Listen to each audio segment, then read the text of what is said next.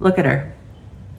She is sitting on a velvet throne, completely relaxed, right in the middle of the field, building a literal empire.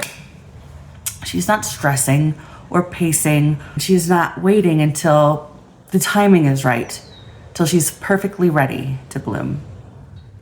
Today we are exposing the biggest lie that keeps women on mute, and that is your obsession with the perfect timing. Today I'm showing you why the Empress is the ultimate archetype of messy, unapologetic execution, and how her energy is the exact antidote to your analysis paralysis. Hi, I'm Allison, founder of See Yourself Coaching and Allison Knows It All. Welcome to Tarot Club, where we drop the good girl persona and live at full volume. In this series, we dive into the symbols and meanings of the tarot deck, one card at a time. If you missed the earlier videos in this series, I'll link the playlist here. It'll also be at the end of the video and in the description. It'll be all the places, so you can go back and see those later. We started with the Fool, then we met the Magician, and the High Priestess was last episode. Today we're meeting the Empress, card 3. Last week we met the High Priestess, and she's all about knowing rather than doing. The Empress takes the intuition, the invisible, and brings it into actual, tangible, the material world. So let's take a look at what's on the card. I'm using a Rider-Waite-Smith deck, though I will show you a peek at some others in just a little bit. So if you're not following along with your own deck at home, go ahead and pause this video if you need to, but start to look at what are you seeing in this card? What kinds of impressions or stories come alive in your mind? So unlike the cards we've seen so far, the High Priestess is leaning back into this comfy plush pile of pillows, totally giving luxury, sensuality, and radical receiving. On her head is a crown with 12 stars, and yes, I counted them all. These represent the 12 zodiac signs and the months of the year, so that starts to link her to cycles and seasons, and she is connected to Mother Earth and Mother Nature archetypes, so this all makes sense. Arthur Waite, who designed and created these cards, he described her as the daughter of heaven and earth, and you can see that with what she's got on her head, because with the starry crown, the cosmos, she's also got a very earthly laurel wreath or laurel crown on her head. Now, if you saw my video on the Fool, you might remember that a laurel wreath was a sign of great accomplishment or achievement or victory. This was typically given mostly to men, so the ancient Olympic athletes would receive these. Men that ruled, men that were great students and philosophers, the great minds of the time. But female deities and mythological figures also were represented with these laurel wreaths. And so seeing it on the Empress represents wisdom, prophecy, and spiritual or divine connection.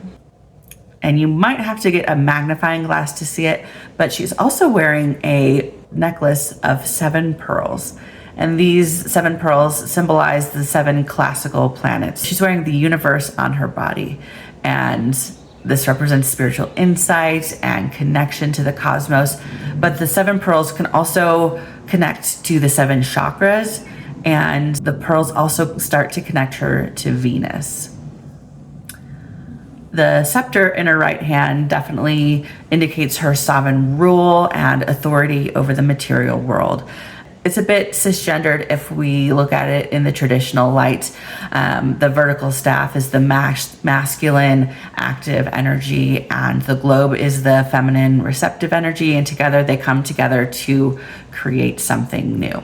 Compared to the Fool's bindle, the wand of the Magician, and the scroll of the High Priestess, this scepter indicates that she is the ruler, the first one that we've seen so far in the deck.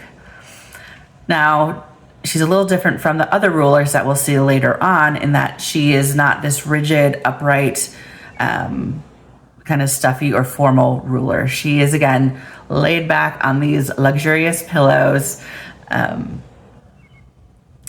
And she's a reminder for us to relax and enjoy the world around us. Now, a little bit of tea for you. With the relaxed pose and the loose dress, this may be indicating to us that she is pregnant, especially when you consider that she is out here in the summer when everything around her is lush and ripe. There's a thick forest and a waterfall flowing around her, which actually kind of reminds me of the High Priestess. Her robes and gown kind of were flowing into a water-like picture, and so you can almost imagine that her card is up or behind the Empress, and her gown is flowing into that water that sneaks around onto the Empress's card. At her feet is ripe grain, which is ready to harvest. So this grain symbolizes a successful harvest, abundance, and nourishment, both literal and metaphorical. On her left is a heart-shaped shield, and it's got the Venus symbol, which brings in a correspondence to love and beauty and art and culture. And that's our second connection to Venus on this card. So hopefully you're picking up, there's a bit of a pattern here. Her gown is covered in pomegranates, which, as I mentioned in the High Priestess card, they're a historic symbol of passion and fertility. And if you look closely, those pomegranates are designed to resemble the Venus symbol. And looking even closer, the pattern of the dark colored pillow on the far left also resembles the Venus symbol.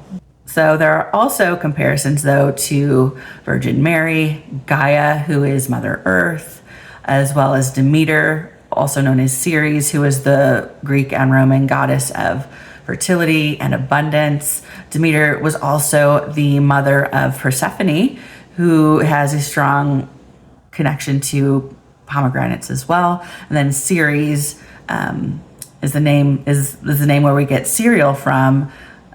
So Ceres, cereal, grains, it's all kind of coming together, isn't it? So the Empress is an obvious connection to the earth element, and with her ties to Venus, she shares a strong energetic alignment with the earth sign Taurus. She also corresponds to the heart and sacral chakras. And with all of these ties to the heart and Venus and earth, these kind of remind me of the colors pink and green.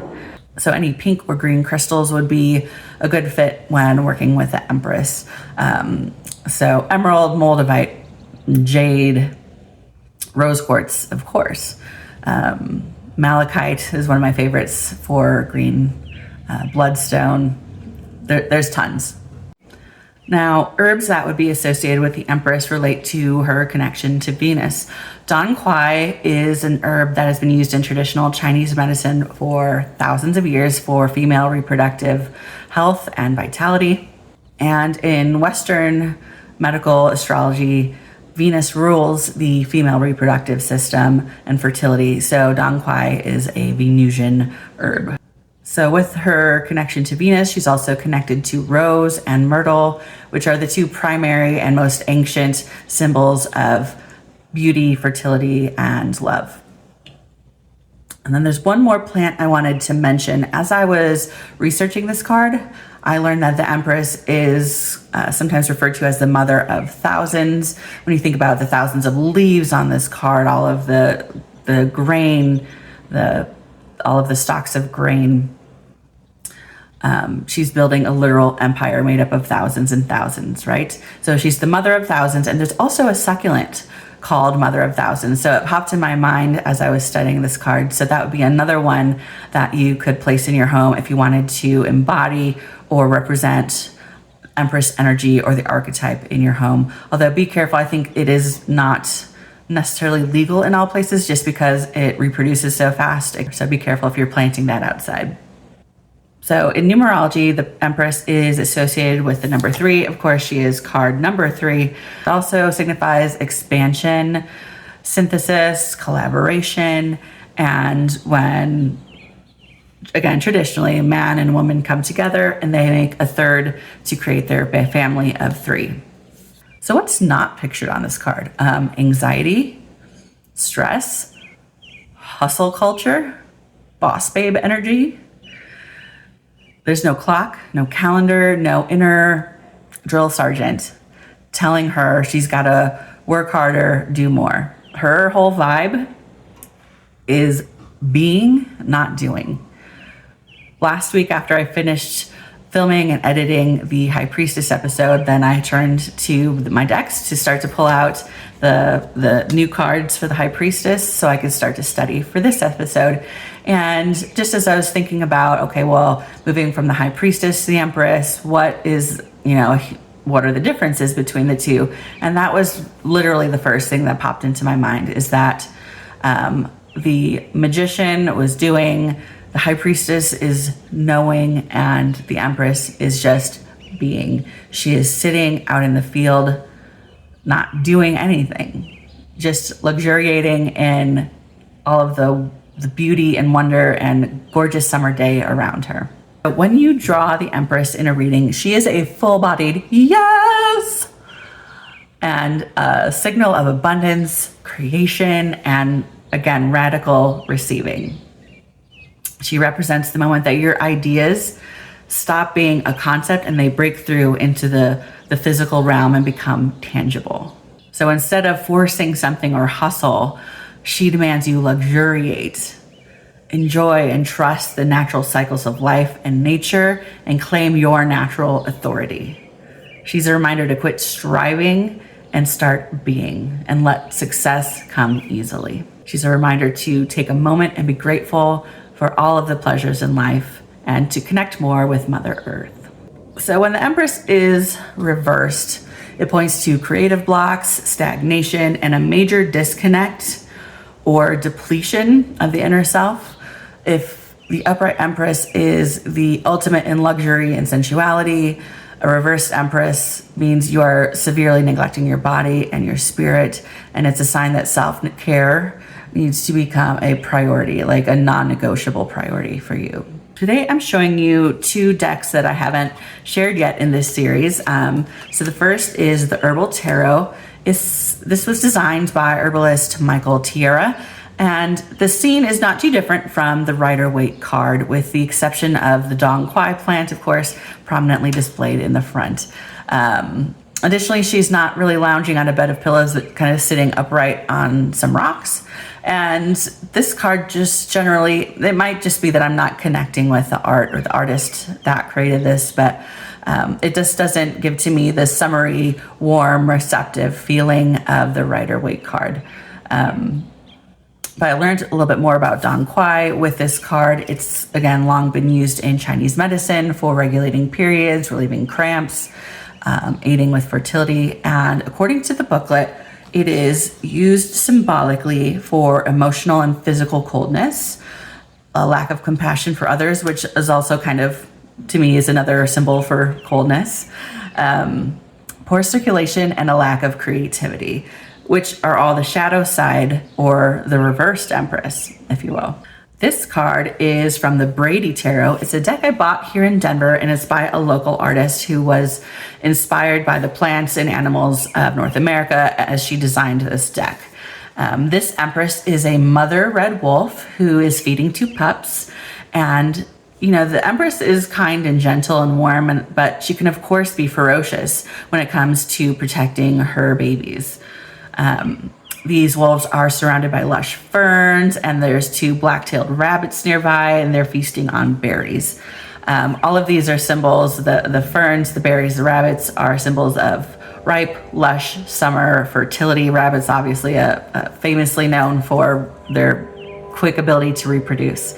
The forest is also here with a deer kind of watching cautiously nearby, and then the water flows through the card like the Rider-Waite card as well. In every episode, I like to mention some characters from pop culture that embody or symbolize the energy of the card that we're discussing. I feel like it really helps me internalize and relate to the card more easily than some esoteric ideas from 100 years ago or more. So my first idea for the Empress, or I should say my best idea for the Empress, is women like Beyonce and Rihanna, high luxury, empire builders, also literal mothers, Then we've got the more protective matriarchs and women like Marge Simpson, Linda Belcher, Molly Weasley, Morticia Adams, Claire Huxtable, my favorite mother figure from TV in the 80s. The Empress could also be the community-driven Leslie Knope, the ever-glamorous Moira Rose, and the ultimate maternal mastermind, Kris Jenner. But notice something about all of these pop culture empresses. None of them are waiting for permission to execute. That brings us to the real tea today. So while the High Priestess governs the subconscious and mysteries, the Empress brings those ideas into physical material reality, representing the birth of new projects, professional growth, financial security. Here's the truth. She is the archetype of creation. Nature doesn't wait until it feels ready. The ripe grain on this card didn't ask the soil if it's the right time to grow. It just burst forth because life can't be put on pause. So let's put this into terms of what we do instead. We sit in this preparation or getting ready phase like forever. We tell ourselves, oh, I should get a certification, or I want to tweak my website just a little bit before I go live. I'll launch that offer when things quiet down at work next month. You check your astrology or human design charts again, and you tweak the Canva template one more time. So can we call that what it actually is? It's not having high standards, and it's not even perfectionism, not really. It's actually fear disguised as preparation. You're using that getting readiness to keep yourself safe, because as long as your project is still just an idea in your head, it can't be judged, it can't fail, and it doesn't require you to be seen and potentially judged by others. In theater terms, you're hiding in the safety of the dressing room versus being out on the stage. But the Empress doesn't live in the dressing room. And being real with you, I had to learn this the hard way. When I was setting up my coaching business, it was so much easier for me to get caught up in productive procrastination, like setting up the perfect email signature and looking at colors and branding and logos and, playing with that in Canva. Setting up intake forms and policies and procedures documents, all of these things I was doing rather than facing the truth that I was terrified to step out on stage and be seen messy, being seen doing something new that I have never done before. But stepping out onto that stage requires a different kind of energy. It means trusting your own authority enough to get you out of that head, to let that first step foray out into the world, let it be messy. That clarity that you're seeking with the preparation doesn't come from more thinking or more planning. It comes from doing. The Empress doesn't wait for permission to take up space, and neither should you. You have to execute before you feel ready, before you think you're ready, because ready is a lie. So if you're ready to stop hiding behind the illusion of waiting for the perfect time or finally feeling ready, I made something to kick you out of that waiting mode right now. In the spirit of the Empress, I created a brand new guide called Ready is a Lie, the real reason you still haven't started. It is a completely no BS guide to breaking the internal cycles that keep you from starting that business or podcast or project, so you can finally start acting on your dreams with that Empress-like authority. The link is in the description below. It's only $11. Go grab your copy today, get out of the dressing room and onto the stage. But you also need to change the way you talk to yourself. If you are ready to stop waiting for permission, reclaim your authority, and start living out loud with that Empress energy, I want you to look yourself in the mirror and say these 3 things each morning for the next 3 weeks. Flowers don't apologize for blooming, and I am done apologizing for being too loud or too much. The universe is conspiring to make my life absurdly easy, and I have the audacity to let it. I nurture my world by reigning over my own peace first, because a well-fed empress builds a well-fed empire. Now, if you want to go even deeper with the Empress energy, I've got some journal prompts for you, and I'll put them in the description below. I hope you go check them out. Thank you so much for watching. I love diving into the Empress with you. Next up is card 4, the Emperor, and I'll just say that we're moving from the flow of Mother Nature to the rules of the kingdom, and we need to talk about how to do that, how to navigate that without shrinking. If you liked this video, hit like and subscribe so you don't miss a video. Until then, that's the tea from the tarot. Go out and live it.